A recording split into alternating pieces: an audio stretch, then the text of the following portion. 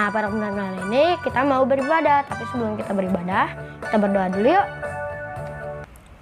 Tuhan Yesus, terima kasih Kau masih memberi kesehatan pada saat ini ya Tuhan. Sebentar kami ingin beribadah ya Tuhan, kiranya Kau pimpin kami dari awal, pertengahan hingga akhir Tuhan. Dalam nama Tuhan Yesus kami telah berdoa dan mengucap syukur. Amin. Kita nyanyi yuk.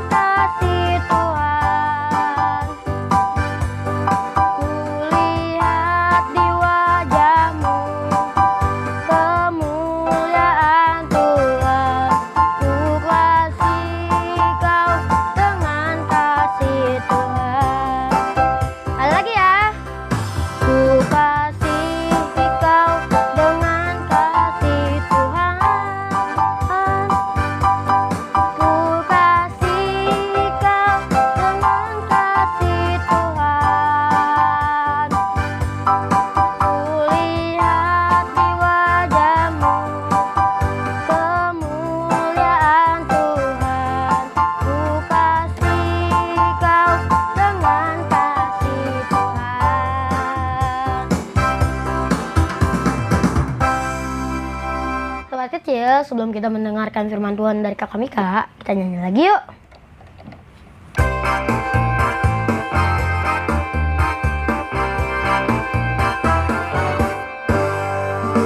Firman Tuhan ada di hatiku, ada di hidupku, ada di langkahku, dan terus bertumbuh, siram di hatiku, berbuah, berbuah, berbuah, berbuah, berbuah, berbuah, berbuah, berbuah, dudu, dudu. Firman Tuhan ada di hatiku, ada di hidupku, ada di langkahku, dan terus bertumbuh, siram di hatiku, berbuah, berbuah, berbuah, berbuah,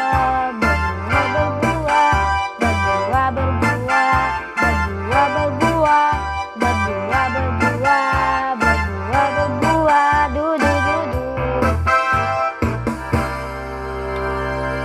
Silakan kami Kak. Terima kasih Alvis. Shalom sahabat kecil. Apa kabarnya?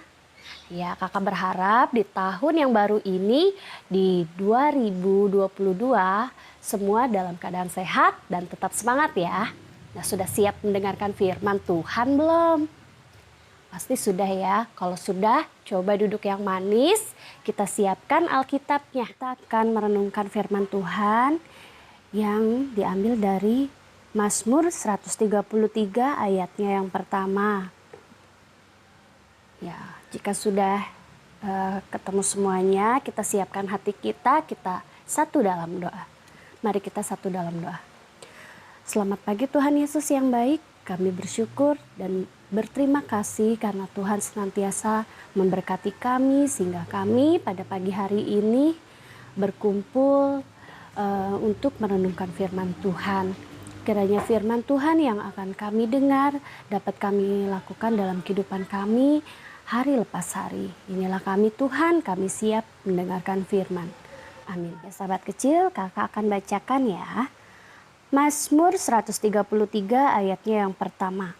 Persaudaraan yang rukun. Nyanyian ziarah Daud, sungguh alangkah baiknya dan indahnya apabila saudara-saudara diam bersama dengan rukun. Nah, demikian firman Tuhan sahabat kecil. Nah, sahabat kecil tahu nggak rukun itu apa? Nah, rukun itu tidak ada pertengkaran, selalu damai, selalu ada senyum, tidak ada masalah. Nah, itu disebutnya rukun. Nah, kakak punya satu cerita tentang Bona dan Boni. Nah, pada suatu hari Bona dan Boni itu bertengkar sahabat kecil. Nah, Bona dan Boni ini adik kakak. Mereka itu tidak berbeda jauh, usianya hanya berbeda 2 tahun. Nah, Bona dan Boni saat itu ingin menonton televisi, tetapi Bona ingin menonton kartun, tapi Boni ingin menonton olahraga. Nah, tapi mereka tidak mau saling ngalah. Nah, apa yang terjadi sahabat kecil? Terjadilah pertengkaran, mereka berdebat. Aku ingin kartun, aku mau nonton olahraga gitu. Nah, mereka saling melempar remote tuh ya. Akhirnya di dapur mamahnya Boni dan Bona itu sedang bikin donat kesukaan mereka. Nah, saking asiknya mamanya itu tidak mendengar perkelahian antara Boni dan Bona, sahabat kecil. Mama asik aja buat donat dengan senang hati. Wah, anak-anak pasti senang nih dengan donat bikinan mama. Nah, pada saat mereka melempar remote, mama datang dengan membawa donat yang sangat lezat. Nah, apa yang terjadi sahabat kecil? Donat terlempar ke arah mama yang sedang membawa piring. Dan akhirnya apa yang terjadi? Pecahlah piring donat. Nah, sahabat kecil, siapa yang rugi di sini? Yaitu Boni dan Bona. Mereka tidak bisa menikmati donat tersebut. Padahal donat tersebut itu sangat dia ingin nih sahabat kecil.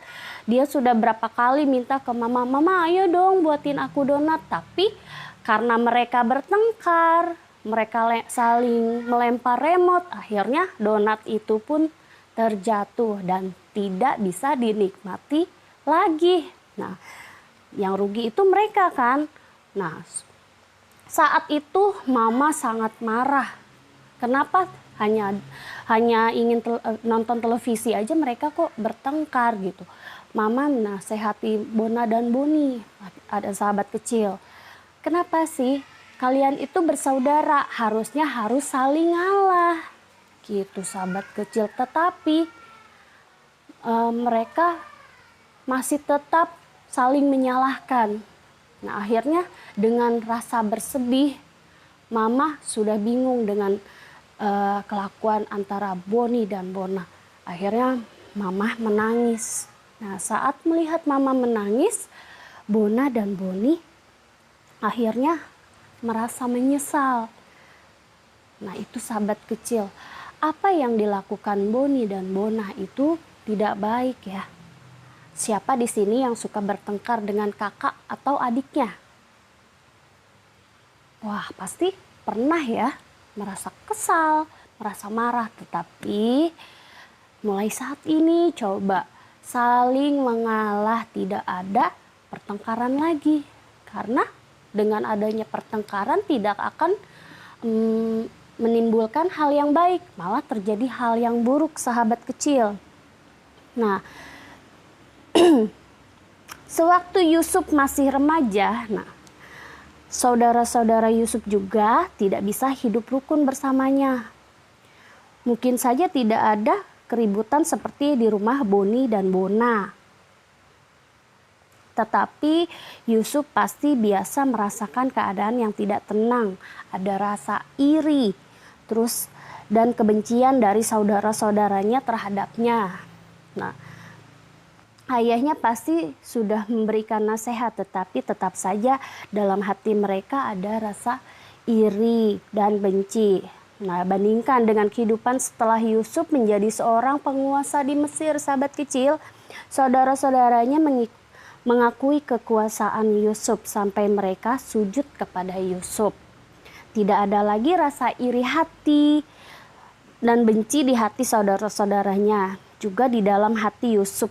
Karena mereka sudah saling mengampuni dan mengakui kesalahan. Inilah keadaan yang dikehendaki Tuhan sahabat kecil, yaitu di saat anggota keluarga hidup rukun bersama. Nah sahabat kecil, kalian merasakan nggak kalau kita ada kedamaian, terus tidak ada pertengkaran, pasti hidup pun akan menjadi tenang, akan merasa nyaman dengan kakak ataupun adik, saling mengasihi, hidup pun akan menjadi tentram sahabat kecil. Nah, Bona dan Boni kehilangan berkat mereka, yaitu donat yang lezat. Sahabat kecil, demikian juga kedatangan Tuhan Yesus ke dunia Kayak kemarin kita kan sudah merayakan hari kelahiran Tuhan Yesus. Kan sahabat kecil juga ikut merasa bahagia kan dengan kelahiran Tuhan Yesus.